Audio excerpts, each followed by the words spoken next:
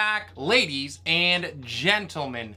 I really appreciate you guys joining me for today's video. The NFL draft is almost here, and in anticipation, I wanted to look at the top two presumed quarterbacks of this draft class in Kenny Pickett and Malik Willis. In this video, I want to go over a couple things. We're going to first review each player's story, their career, and some of their notable performances. Then I wanted to talk about exactly what I saw in studying the tape of these guys, give my verdict on each player, as well as where I feel like they should be drafted. And then finally, we're going to circle back, explore some potential landing spots for these guys and the best fits for each prospect. But before we get into all of that, if you guys are new to the channel, thank you guys so much for joining us. Please consider giving me a like and a subscribe. The support that I get from all of you means so very much to me. I appreciate it greatly. To all my current subscribers out there, thank you guys. I could not do this without you. With that done and out of the way, let's get into this version of Hot Off the Press.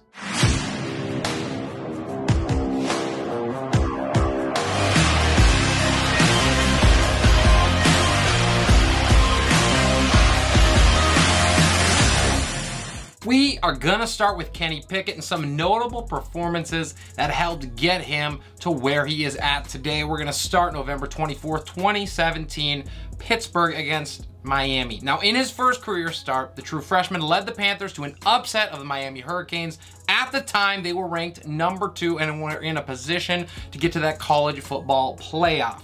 Pickett had a hand in all 3 of Pitt's touchdowns. He ran for 2 scores. He also was able to throw for 1. He completed 18 out of his 29 attempts for 193 yards. He also ran for 60 yards. Fast forward to 2019. In the 2019 Quick Lane Bowl, Eastern Michigan was ahead 10-0 in this game in the first quarter before the Panthers stormed back and had 17 points in the second and 17 in the fourth. Pickett led them on a game-winning touchdown drive that was capped off with a 25-yard touchdown pass, and he had 361 yards in that game with 3 touchdowns. Finally, to 2021, the biggest game and last game of his career, number 52 for him.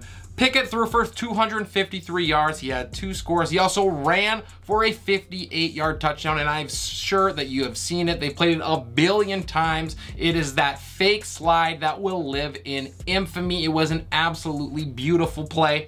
Pittsburgh won the ACC championship while scoring the final 31 points of that game. In that final game against Wake Forest, Pickett was able to surpass Dan Marino for most touchdown passes in school history. These are 3 of the biggest games that really helped elevate Pickett to the next level and become one of the top prospects. So what does the tape say? Because I reviewed it and I wanted to give you guys my thoughts on what I feel like Kenny Pickett does really well and some areas of opportunity for him. Pickett shows an ability to process reads and to go through his progressions. He did it early and often. It was one of the staples in that Pittsburgh offense. He also throws with really good timing and rhythm. He has a solid arm throwing the ball downfield. However, a lot of times on tape, he would also underthrow his guys, especially down the field when he was looking deep. He has pretty good pocket presence, and he often feels the pressure coming, and that allows him to evade it. But it also means that he can leave a clean pocket at times, and really for no apparent reason. He seems to have an issue with being skittish in the pocket. He is absolutely fantastic at keeping his eyes downfield on the move, and he is looking to throw the ball first before using his legs. He can make all the throws on the field. He uses and utilizes the entire field of play, and he has the ability to throw on the run as well, which is great because he does have some mobility. When you figure in drops for Kenny Pickett, he completed almost 80% of his passes, which is absolutely incredible. Fumbling issues due to the hand size. I know that has been a huge thing that we have been hearing in the Kenny Pickett conversation. I think that those are overblown, however, because his fumble rate was actually really well rated amongst the top quarterbacks in this draft class. Finally, Pittsburgh ran a more complex offense than Liberty, so he is already somewhat a student of the game. Now, what about the red flags? We know that all prospects have them, and even if you're a generational talent, you still have areas that you can look to improve upon. So for me, the biggest one was that he was not on the NFL radar prior to the 2021 season. From 2018 to 2020, he was really a fairly average quarterback in the ACC before that monster leap last year. Now, he did show consistent improvement over the course of his career, and I think there is something to be said about that. Another thing is, I think that the lack of passing touchdowns outside of that 2021 season have to make you question his ability to put pressure on a defense in the game consistently. He just had that monster jump, and prior to that 2021 season, he really wasn't anything special in the passing game. While Pickett's scrambling ability is definitely a plus, and I do not want to discount it too much, he still averaged under 20 yards a game in 2021, and that was his best rushing season of his college career. So his full ability to really use his legs, I think, might be a little bit overblown. Another negative, and something that I saw pretty often with Pickett, is that he throws off of his back foot even when he has time and space to just put his foot in the ground and drive the ball downfield. So his footwork is definitely something he is going to need to work on at the next level. So what does all this mean? What is my verdict on Pickett? I think he is more of a pure pocket passer with an increased ability to scramble than he is a full-on mobile quarterback.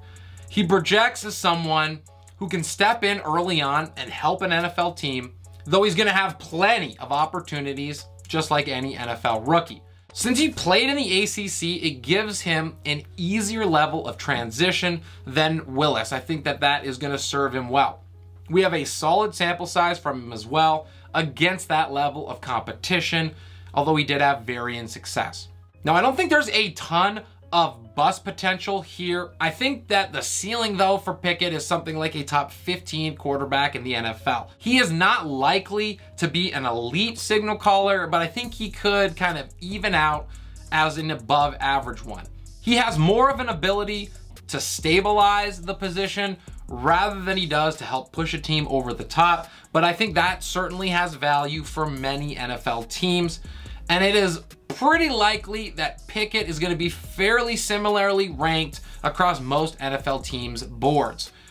I personally would feel comfortable with Pickett in the middle of the first round, but really not anywhere higher than that. He does provide far more safety than Malik Willis does, and the probability of being a full-on bust at the position is not nearly as high. On to Malik Willis, who spent his first 2 years of his college career at Auburn under then coach Gus Malzahn. Now, those two clearly did not get along, and after a meeting that he had with Malzahn, he decided that he needed to mature and get better, and you love that self-awareness, especially at that age, but that he needed to do it in a different situation with a different head coach, hence the transfer to Liberty. At Liberty, some of his biggest games of his career will start in October 24th of 2020, where he tied the single game passing touchdown record. He had 6 touchdown strikes in that game, 5 of them in the first half. He finished the game 24-31. He had 345 yards, and he had a passing efficiency rating of 234.8. He also rushed for a team-high 97 yards in that game. He had a 38-yard touchdown, and that's really when he started to get on the map. The day after Christmas in 2020 against Coastal Carolina was a monster day for Willis. While playing against that number 9 and at that time undefeated team in the Cure Bowl, he set a career best with 4 rushing touchdowns. He had 21 carries for 137 yards. He averaged 6.5 yards per attempt. While it was certainly not his best passing performance, he had 2 picks, he did still complete 65% of his passes, and he had 210 yards. Liberty was able to win that game. They capped off a season in which they cracked the top 25 in the AP for the first time as an FBS independent. Finally, September 18th, 2021, Liberty against Old Dominion in a 28-point win for the Flames. He was responsible for 6 total touchdowns. That was the second most of his career. He completed 75% of his passes on 28 attempts for 242 yards and 4 scores. He also ran the ball 9 times, but he picked up 77 yards and 2 scores in that game. And that really kind of put him over the top and entered him into the conversation as a first-round quarterback in the NFL. So what does the tape say for Willis? I think he shows some decent pocket awareness, and he has a willingness to stay in the pocket and deliver strikes even with pressure in his face. He has a really good base when he is throwing the ball and an effortless release. He has a giant arm, and he's got great accuracy on his deep ball, something that is very valuable in today's NFL. There was a lot of pressure on him consistently, so I think dealing with that at Liberty is gonna help his transition to the NFL. Now, another thing that is a little bit of concern is that his receivers seem to create a ton of space. I think part of that was the level of competition, right? So the question becomes, can he still hit those throws when the competition gets so much tougher? Willis has a good ability to see the open field as a runner, and he usually is able to stay out of the trouble and not take those big hits.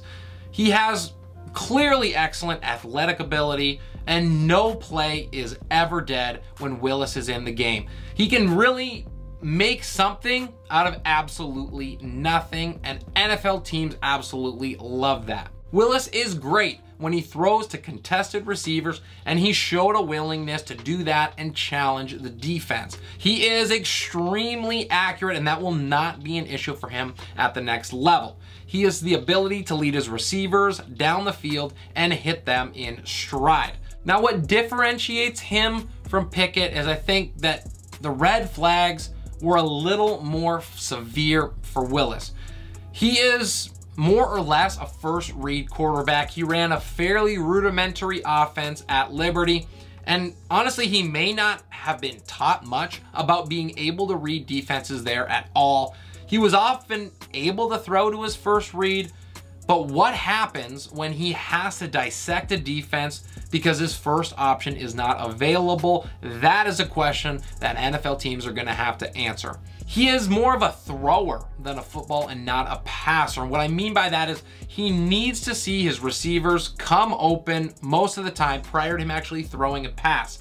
So that means that the ball can often come out late, and he wasn't really reading corners or safeties all that often. Most of the time, he was just reading his wide receivers. He has also shown some poor decision making when the offense gets out of structure at times. He can have issues when he's out of the pocket, pushing the ball downfield and being able to keep his eyes on his receivers. He usually tries to run first rather than trying to find open receivers down the field. Now, the other thing is the doubling of his interceptions from 2020 to 2021 is far from ideal. Now, I'm not sure if that's a case of him just trying to do too much, trying to make big highlight reel plays, but it is certainly concerning. With that said, what is the verdict on Malik Willis? I think he projects as a quarterback who is gonna need some time to learn the game at the next level. He is not someone who's gonna just step in there right away and make an immediate impact. And I would argue that trying to do that and force him into that type of a situation could severely shorten his career. He is just not ready to play immediately in the NFL based on what we have seen from him so far. I completely get the argument about his competition and lack of it to his level at least being concerning, but I certainly don't think it's the end all be all for Malik Willis. Many of the things that he was able to do in college are going to translate to the NFL game just fine. He has those physical tools and those traits that are absolutely outstanding, and they're going to give him advantages that other quarterbacks simply do not possess. He is a playmaker with the ball in his hands, and he can put pressure on the defense in multiple ways. With some time and the right coaching and system, Willis certainly could thrive, but I also think that he has fairly significant bust probability as well. If Willis has a hard time picking up the more detailed intricacies of the NFL, he is going to struggle. Willis potentially hasn't even had the opportunity to increase his knowledge of the game all that much as far as being able to break down and read defenses when that is necessary. So the question becomes, can he do it? The growth there is going to be key to his future in the league and likely leads to a wide range of rankings on teams' boards. Some of them could absolutely love him and therefore overdraft him, while others could easily have a second round grade on him. I think that Willis is the boom or bust option of these two quarterbacks. He is a swing for the fences type of prospect. His upside is high, but he could also flame out fairly fast. The organization that drafts him and the talent surrounding him are going to be vital to his success more so than most quarterbacks. If Willis is put in the right situation, I truly believe that he could develop into a star in this league. And he would be the guy that I am taking just based purely on that upside if I'm the one drafting a quarterback this year. Finally, let's take a look at some of the teams who are going to be in the market for a quarterback and could end up drafting one of these two guys. First, we have the Detroit Lions. They have a couple of picks in the first round, though I highly doubt that they use that number 2 overall pick on either of these guys. That would be very quick to pull the trigger. Carolina is an option, surely, and the Atlanta Falcons, after trading away Matt Ryan, are going to be looking as well. The Seahawks, after trading their future Hall of Famer at quarterback, are going to be in the market. I don't care what you say or think about Drew Lock. Now, the Houston Texans, I think, are a little bit interesting. I don't foresee them taking a quarterback, but Houston does a lot of things that we do not foresee. And finally, the New Orleans Saints. I don't think that they believe Jameis Winston is the long-term answer. The money says that as well. They have 2 picks that could be options to take one of these 2 guys. Malik Willis's most ideal fit would be a team like New Orleans, where he can learn for a year or maybe 2 before he is thrown into that starting role. The talent that they have at wide receiver with Mike Thomas coming back, as well as Alvin Kamara in the backfield, would certainly help him out immensely. And also the ability to be supported by that excellent defense would not hurt. I don't think that I would condone really taking a top 10 pick on Willis, as his risk here is just so great, but we also know that this is the NFL, and that is where the top prospects at quarterback end up going. Carolina or Atlanta are hot spots for him to be drafted at, and both do have varying, but at least some ability to set him up for success, with arguably halfway decent starters in their place that could hold down the fort for a year. Now, as for Kenny Pickett, I think Seattle might be in play and a solid spot at number 9. And while I do not like Pickett in the top 10, this franchise just refuses to go into a full-on rebuild, even though signs are clearly pointing in that direction for this team.